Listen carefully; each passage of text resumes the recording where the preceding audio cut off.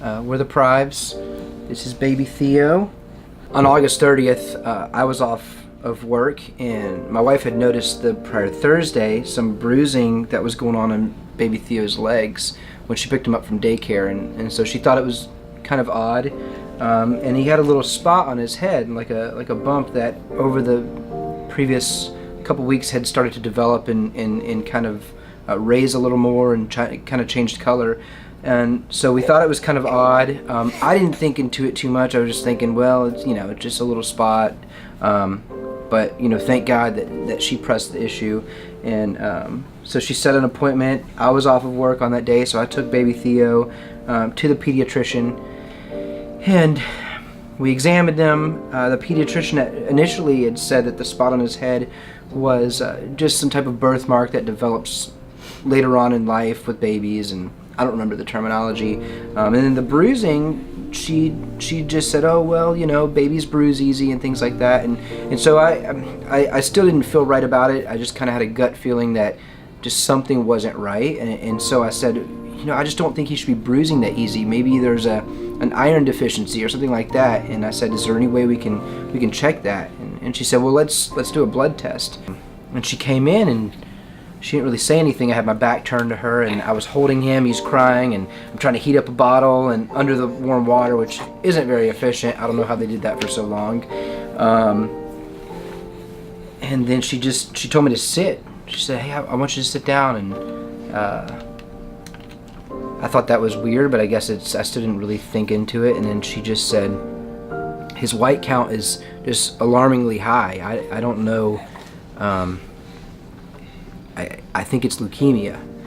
At that time, I just responded with, what? And she says, I know this can be life-changing, and I was like, well, yeah, and so I here I am, I'm holding him, he's still fussing, he's hungry. I start tearing up, and so the first thing I do is I call my wife. She's at work. I said, you need to leave work immediately. They want to send us to Mobile to USA Children's and Women's, and we need to see a specialist because his white count's very high. And she just said the word leukemia. I could hear it in his voice that something wasn't right, and pretty much the only thing I got out of the conversation was the word leukemia. And so I'm trying to hold it together and wait for my manager to come back into the office. When she came back, I was like, I'm gonna need to take the rest of the day off.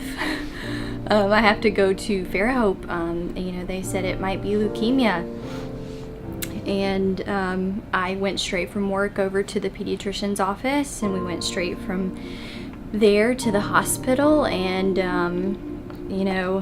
even on the way over, it's like you don't want to, surely it can't be that.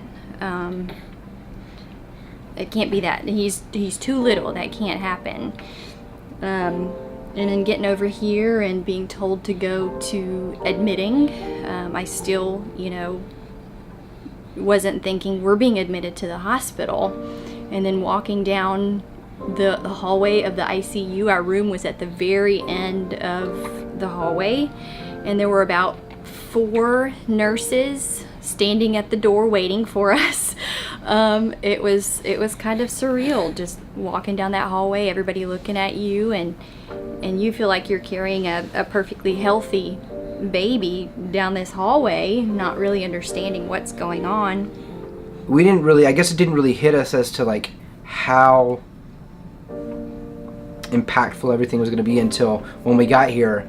They sent us to the admitting station. So we come in, and we're walking onto the floor of the ICU, and so then that also hits you. You're there with your perfectly happy baby. He's playing and laughing, and we're walking down the halls of the ICU, looking to the left, looking to the right, and seeing all these other kids that are very sick, and we think, we're at the same level as that.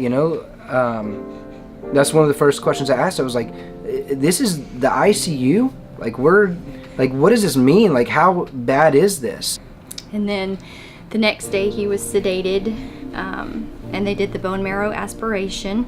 And before they did that, the doctor came in and was asking basically if he could go ahead and start chemo. And that was scary.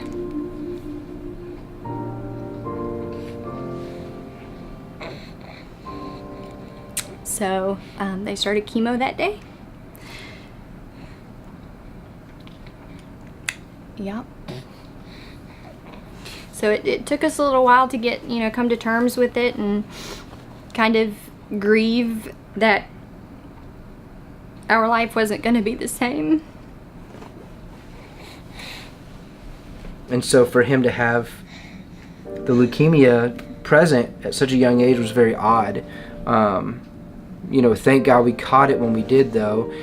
They did say if it would have even been a week longer, we would have seen some really obvious signs. We would have seen some nosebleeds, some really, really detrimental things happening to his body.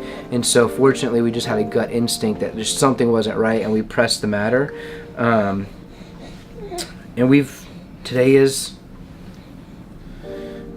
Wednesday, November 22nd. We've been here 11 weeks.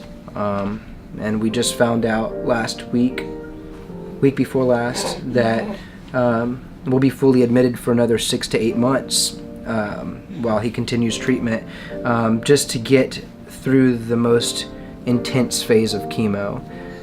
After we're done with those 3.5 years of treatment in total, we then continue to just hope and pray and believe that God is completely healed Theo, and fortunately he's responded well through all of this. And after the induction phase, which was 29 days, 30 something days, when we did the bone marrow aspiration, the doctors saw no sign of the disease in his body, which is amazing, which means his body is responding well to the treatment. However, we still have to continue moving forward with treatment to make sure that the baby is fully healed from any of this, and that he can continue to go on through life as just a normal child and moving on into adulthood. So when it's all said and done on treatment, we'll do, I want to say every 6 months or every year, we'll have testing done to verify that the leukemia hasn't come back, or that it's not present anywhere else in his body. And then from there, we go home, but we continue on with another 2 to 3 years of outpatient chemotherapy and testing, and times where he may be admitted still for a couple weeks at a time. So since Theo's been admitted, I haven't been able to work at all. I've been here full time with Theo.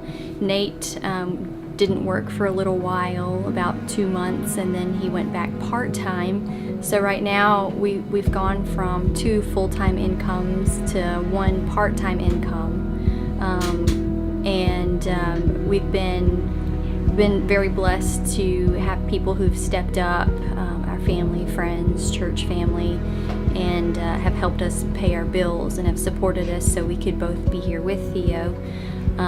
However, we just got word that he's going to be in for another 6 to 8 months, and one of us is going to have to potentially step away from our job altogether so we can take care of him while he's admitted and for the next 3.5 years, because he's going to be undergoing treatment for that whole time.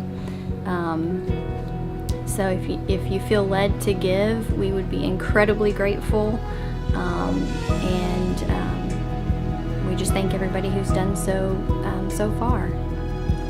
And there's a link that you can click on to give to us if you feel led to do that. Thank you.